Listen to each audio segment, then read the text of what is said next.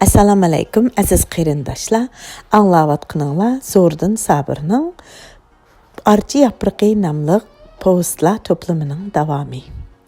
Kulkining oxiri bo'lgandek, yig'iningmi oxir bo'ladi. Yosh oqqan ko'zlardimi shodlik ushqunlari paydo bo'ladi. Shuning uchun ba'zida kulka yig'ining beshi bo'lib qoladi, ba'zida bo'lsa yig'izara kulki bilan oxirlashadi. Mana bu turmuşda bo'lib turadigan ish. Yig'i bilan kulka, xushallik bilan xafalik bir-biriga hamroh. Odatda buvay mo'maylar uchun yig'a ko'p bo'lsa-mu, ko'z yoshi oz bo'ladi. Ammo Hamdul buvay uchun Zaripxonning qanchalik ko'z yoshi to'kkanligini o'lchagan odam yo'q. Barliq hozirchilarning ta'tirisicha Zaripxon odam bar yerda oz yig'lab, yolg'iz qolganlarida ko'p yig'ladi. Buvayning tavarruk kiyimlarini silabmi, bag'riga besibmi, suratiga qarabmi, buvay o'z qo'li bilan yasagan katak, tonur, chunjiga qarabmi, buvay qo'li bilan tikib o'stirgan har bir ko'chatni quchoqlabmi yig'ildi. Ko'z yoshi uning badanini quritdi, yuragini halsiratdi, uyqu g'izosini azaytdi. Chechidagi oq bilan yuzidagi qo'riqlarni xuddi ichiga sig'mayotgan azoblaridek ko'paytirdi. U endi kamso'z, ko'zlari girimsan, beli mukchaygan mo'mayga aylanib qoldi. U o'ltirgan yerida jimjit, hech narsa o'ylamay uzoqdan uzoq o'ltirdi. Uningga go'yo yana o'ylig'idak hech narsa qolmagandek, u o'tgan ishlarning hammasini unutib bo'lgandek beparvo hang vaqti ko'rinadi. Faqat bir muhim ish esiga kelgandan keyinla ikki tizig'i tayinib o'rnidan turdi. Ishga kirishib olsalar to'xtamaydi.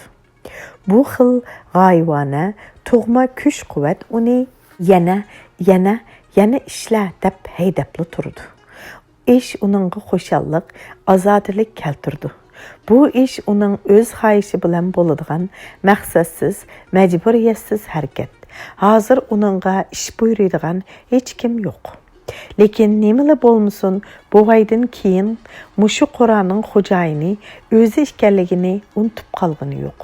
U gerçi buvayga o'xshash bu uyning kelgisi, payda zini bilan unchalik sig'irlab hisoblashib ketmasimi, ammo uyning ishki, tashqi go'zalligi, kam ko'tisi bari yo'qiga e'tibor beradi.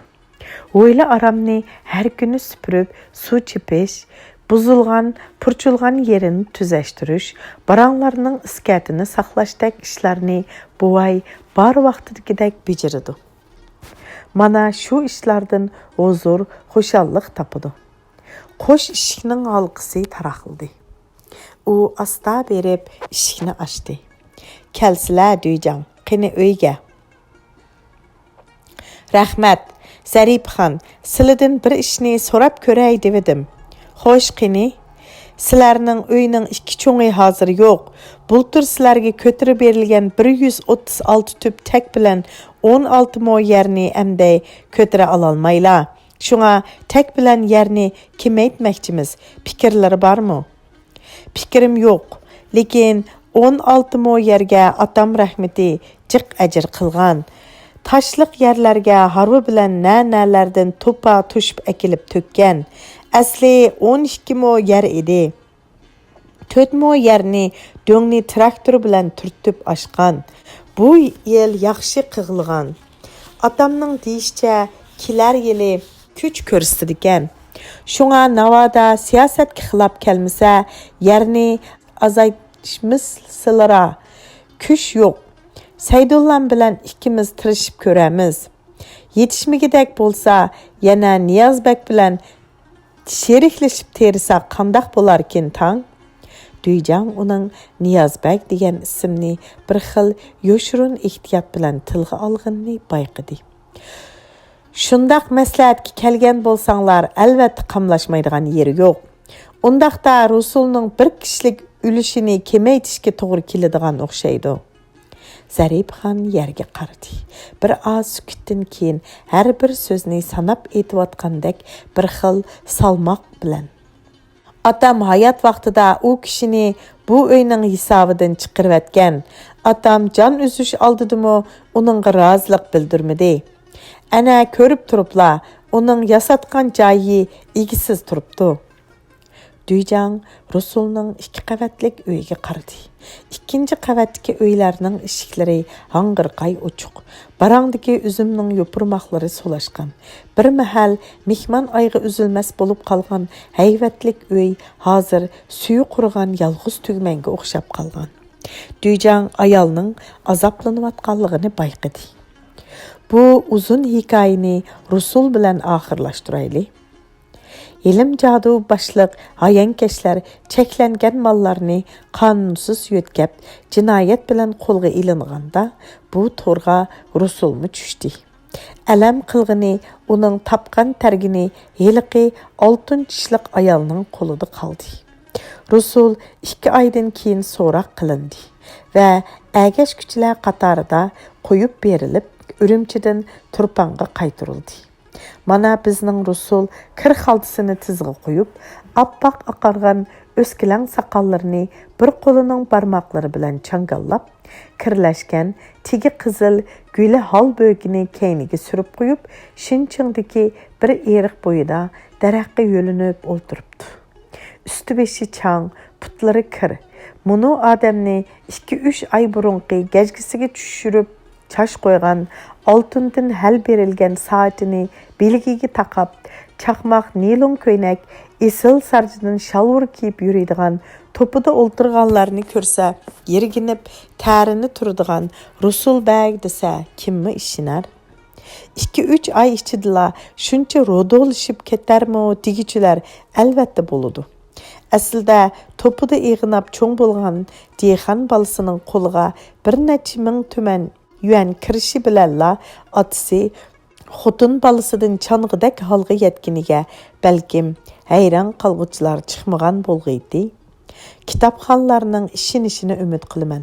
Rusul puldan ayrilish bilan nochilik, ko'ranglik, manmanlik, bilarmanlik, hakavurlik, po'chilik, yasanchiqlik, qari ko'ngillik, kuyumsizlik qatorliq yarishimliq sifatlardanmi biraqla ayrildi. U hozir o'ziga qarg'anli odamga mayli qeri, yosh bo'lsin, er bo'lsin, ayol bo'lsin, hammasiga salom beradi. Yo'l yurganda odamlar tugul eshaklarga yo'l beradi. Navoda hal tingshug'idek odam tepilmasa, aski tamga yig'lab turib, hal etishga tayyor.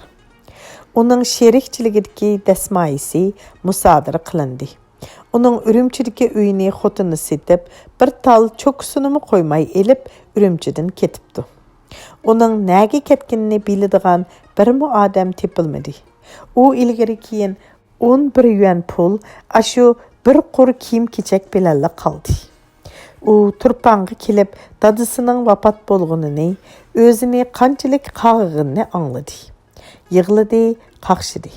Lekin uyga qaytishga yoki o'g'li o'bulning yeniga berishga petin olmadi. U o'z vaqtida o'zi ishq solgan kichik ovqatchilarnikiga bordi. Ular Rusulga bir qarab qo'yib, mazoq qilishib, dimig'ida kulishdi. Angladik, Rusul axon. Bo'ldi, gapning qisqasi pul qarz so'ramsiz, ko'rib turibdimiz, qaytira olmaysiz, deyishdi. O'z vaqtida Rusul bag deyishganlar uni ko'rsa, ko'rmasga soldi. O'ltirishlarda beyit bilan uningga qadah tutqanlar bir china dog' suyini aydi. O'z vaqtida Rusul uchun jinini tikishga tayyor turgan sodiq do'stlari uning salimini ilik olmadi. U cheksiz xo'rlandi, azoblandi. Ana shu chaqda mehri shafqatning nimaligini his qildi. Dadisini, ayolini, ballarini tilga ilib, buqildab yig'ladi. U rangi esidan chiqqan ter va chang bilan loy rangiga kirgan nilon ko'ynigining yanchug'idan oxirgi pulini chiqarib sanab baxdi.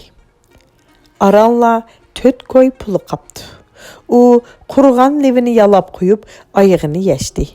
O'z vaqtidagi esil paypoq, loy va ter bilan qitib, xam kirishga o'xshab qolgan. Şiblitining apqutimi peylerini rahimsiz g'ajabdi. Gajgisini üzlüksiz g'ajawatgan nilon köynekning yaqsı to'g'risida gap qilishning hojati yo'q. Kir sesiq bo'lsimi mayli edi. Muni o'z vaqtida rahat va so'lat bergan kiyimi endi uni azoblamasila u xo'shal bo'lgan bo'ladi. Lekin u xo'shal bo'lg'idak, rahatlangudek hech nimsimi qolmagan o'xshaydi. Uningga baxsh etilgan rahat parog'atmi puli bilan tangla tugagan o'xshaydi. Hey Rusul, kunlik ishlamsan? U oldida velosipedga tayinib turgan alas odamni ko'rdi. U Rusulga emas, boshqa yoqqa qarayotgandek ko'rinadi. Rusul uni tanidi. O'z vaqtida Rusuldan kunligiga 5 yuandan haq elib, kaptar mayg'i yig'ishga qatnashganlarning birisi edi. Rusul uning ovozidagi kamsitishni anglab, beshini sangilatdi. Tamoqni berman, kunliging 3 qo'y, kesak to'shiysan. Yo'q. Hey, uyingni 5000 qo'yga satamsan? Ha? Nimaga ko'zingni paqirtsan? Eg'izingning yili bilan putgan uyg'u u. Mening uyim yo'q. Andaq bo'lsa, xotiningni satamsan? Rusul bu atay jidal qo'zg'ayotgan sobiq mardikorga bo'lgan g'azabini ichiga yutib, beshini yerdan ko'tarmadi. Yadingdimi? Mayoq akili puli bir oshxonaga akirib tamoq elib ber desam, kaptar mayg'ini ko'rsatib, ana avni ya degining. Endi sana nima yegizsam bular? Anglab qo'y, Zaripxon heliqi Niyoz Ko'say degan toz bilan o'ynayotidi. Qizing 7 xotin olgan tayoqchiga yolvorib yurib, oralli tegib oldi. Sening naring odam, nemishqa o'lib olmaysan? Alas uning yuragiga so'z bilan tig' urib etib, uningga qarab birini tukirdi-da, velosipedini minib ketib qoldi. Rusul xuddi osmondan tosh yig'ayotgandek beshini changalladi. Uning mingisiga o'livilish degan xiyol shu chaqda bosib kirdi-da, uni tez harakat qilishga quturatdi. U qorong'i tushganda mahallasi tarafga qarab yugurdi. Dadamning qabrisini bir quchoqlab olib, Zaripaning jamolini bir ko'rib olib o'lib olaman, deb o'yladi u. Tilamchiga o'xshab qolgan Rusul atsi saharda mahallaning chetidagi qabristonlikda paydo bo'ldi. Seriq to'pa dumchaklarining chetida yangi qabri turadi. Lekin Rusul u yerga berishga petin olmadi. U yerda oq daki yog'liqqa o'rinib, bir ayol muhchiyib o'ltiradi. Ayol tizlarini pukib, uzun oq yanglar ichidagi qo'llarini tizlariga qo'yib, dumchiyib o'ltirg'ashqa uning yuzi ko'rinmasimi, Rusul uni tanidi. U Zaripxon edi. U tizlanib o'ltirib, yuzini qilvaga to'g'rilab, qo'llarini duoga ko'tardi. Uning ko'zidan bulduqlab qo'yilayotgan issiq yoshlari to'pi bilan kirlashgan yuzini, kas-kas yerilgan lablarini yuyib, pokiz seriq tuproqqa tushmoqda edi. U qanchalik o'ltirganini bilmaydi. Faqat mo'ngluq qiroat anglangandan keyinla beshini ko'tarib qabriga qaradi. Otasining qabrisini bir necha odam cho'ridab o'ltirishadi. Ma'zin oxunim titrangoy ovoz bilan Qur'on o'qimoqda. Qalgan yurt qerilari to'pilarini chukirib kiyishib, xuddi birsiga yolvorayotgandek eg'izlarini midirlatmoqda edi. Rusul bu odamlarning unsiz nollardan go'yo o'z otasining nolisini anglagandek bo'ldi. Uning nazarida otasi Xudodan, "Munu rahimsiz Rusul mening pushtimdan tamgan bo'lsimi, iblisning qini bilan cho'ng bo'lgan. Xudoyim, uni ayimasdan jazola", deb tilavatgandek bilindi. Uning qo'llari g'alildab titirdi. Ko'z oldi qorong'ulashib, beshi aylandi. 3 kundan keyin yerim kechida u o'zi tug'ilib cho'ng bo'lgan Qur'onning darvozasi oldida paydo bo'ldi.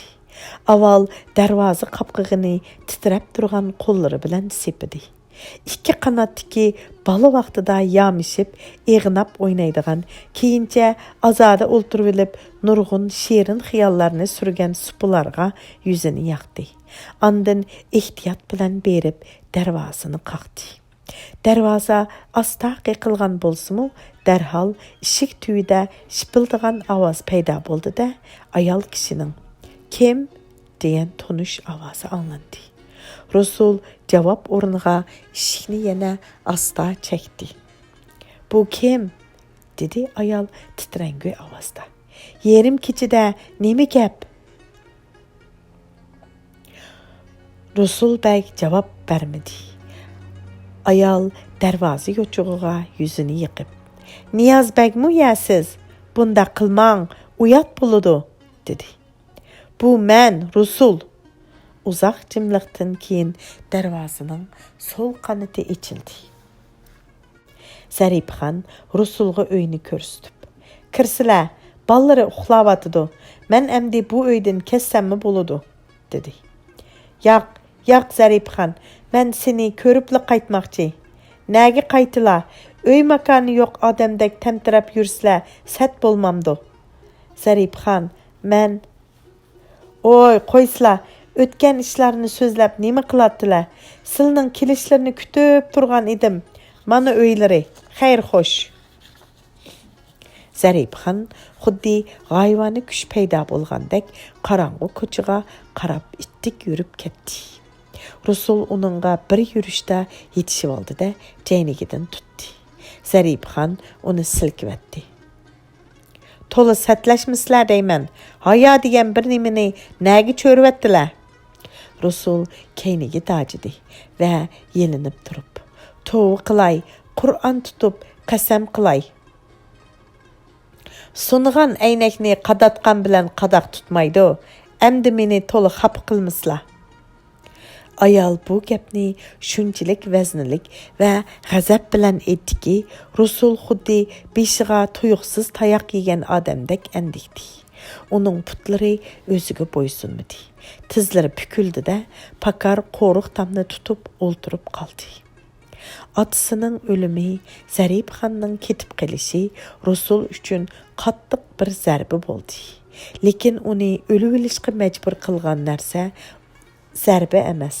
Uning uchun eng og'ir tuyulg'ini beshiga qo'ngan davlat qushining uchib ketishi edi.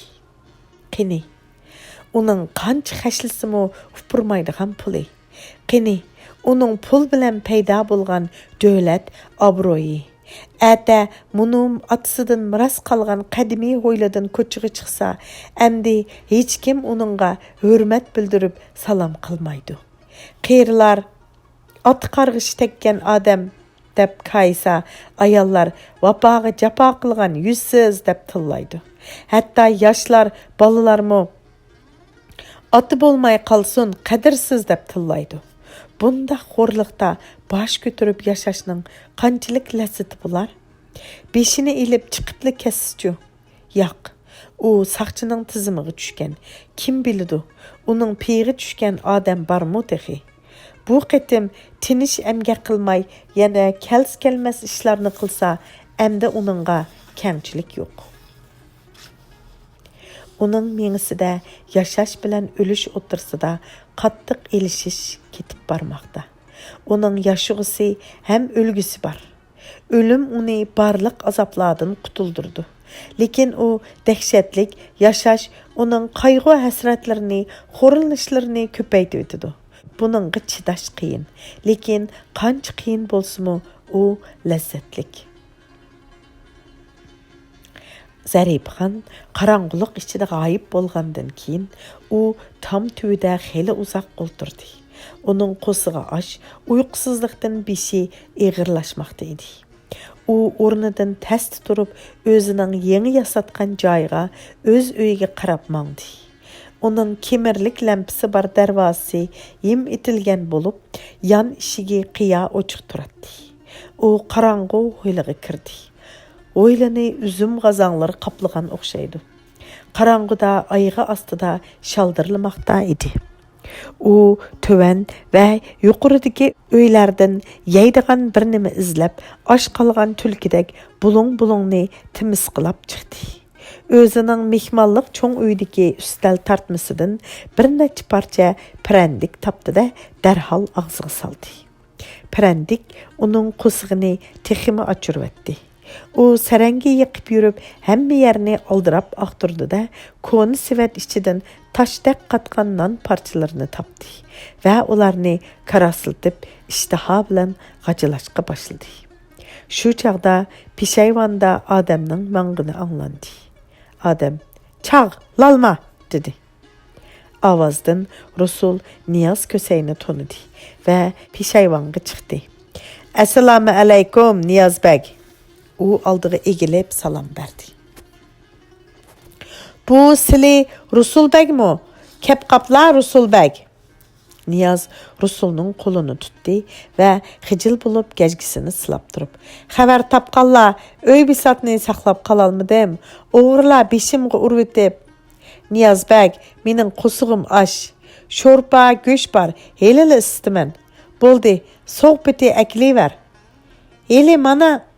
Niyaz kösey özü yetivatqan hocırğa çıraq yandırdı ve derhal kirsin ocaqqa ot yıqıtıp Rusul'nu öyge teklip qıldı. "Qalğan, qatqan öy bisatlarını saxlap, muşu hocırda yattım Rusul bey." Rusul Niyazga qardı. Niyazның üstübeşi tüzük, çırayı maylaşıp duratdı. Niyaz mı Rusulga qardı. Rusul kir kiyim içide xuddi şapaq terip yürgen yetim ballardek qasmaq, cüdengü ve appaq çaş sakalları ösken halda nursuz közlerini çimırıltıp qarap duratdı. Xeli cimcitlikten keyin Niyaz külümsirdi. "Çıx japa çekipla Rusul bey." Rusulның ağzı ümceydi. "Tügüdim, lekin ölmedim." Issiq şorpağa nan çılap yegenden keyin u sakallarga çaplaşqandan göş uvaqlarını qapqar qolunun keyni bilen ertip durup Niyazdan sordu. "Pulun jiqmi Niyaz bey?" "Xudayim buyursa 7-8 ming tengem bar Rusul bey." "Rasa dov kelgen ikende." "Yoqso, qimar oynamagıly xeli boldi." "Rasa utuvilip oynamapsan-da?" "Yoqso, rasa utturup andın oynamas boldum." "Undaqda bu pulni yerge işlep tapdım Rusul bey. Tavkadın tartqan ziyanni yerden töldüp aldım." "Hem dadam rahmeti toğru etqan iken." "Toğru etqan Rusul bey. Heli hem bolsumu bovayның diginini qılsla, bereket tapıdıla." "Bereket?" Rusul hayran bulup Niyaz köseyge qardı ve "Şunç pulun turup nimişqa öy uçaqlıq bolmaysan Niyaz?" dep sordu. "Gap pulda emas Rusul bey," dedi Niyaz xiyalcan yerge qarap durup. "Gap köngül diken, köngül tartqanni taqdir buyurmaptı. Pulgu yölep toy qılay desem kül tamdek gulap ketem diken deymen." "Hem, maňa oqşaşmı?" dedi Rusul hasret bilen uluq kiçiktinip. "Çünjinin şipi mezmutmu Niyaz bey?" "Xudaga şükür, buvay ikimiz hemmini yеңilap qoygan Rusul bey." Rusul pişayvanga çıktı. Taң etişqe az qalgan, turpan asmını aqırışqı başlagan idi. O muşu güzel asman tegidi çoň boldy. Muşu asman tegidi ölüdü. Emdi onunğa dünyanın lezzetlik yeri qalmadı. O çünjige qarap ittik yürüp ketdi. Aradan 5 minut ötkenden keyin Niyaz kösey onu xuddi balını kötergendek yenik kötürüp ilip düştü. Huşsuz yatqan Rusulni yäge qoyup Hamdul bovayның darvasını qattiq qaqdı. "Açsla Zaripxan, Rusul bey sırtmaqda ölmekçiken, qutquzup qaldım. Bolsla deymen." Darvaza aldıda Rusulның kiçik oğlu Seydullah çıktı. "Nemi boldu Niyaz aka?" dep sorudu bala közünü uğulap durup. "Rusul bey ana yatıdı." Ular kelgende Rusul yüzünü alqalları bilen yepip öpgidep yığlavatatdı. Kelgüçüler onun koltuğundan yölgende o teximi qattiq gökirep yığıldı. O azaptın qutulalmağını yığlavatamdı yoki hayat qalğını xoşal bulup yığlavatamdı. Bu tərpi bizge qarаңғы. Biz bununla şunula eytimiz. Yığlama, çünjige qarap kül. Kitapxan soraydı. Zaripxan kimning ayali boludu? Bu sualga xolis va aqlli kitobxonlar to'g'ri javob topa oladi, albatta. 1982 aprel, iyul, Turpan, Ürümçi, G'ulja. Muşunun bilan Zo'rdin Sabirning Archa yaprig'i nomli postlar to'plamining birinchi qismi xayrlik ish tugidi.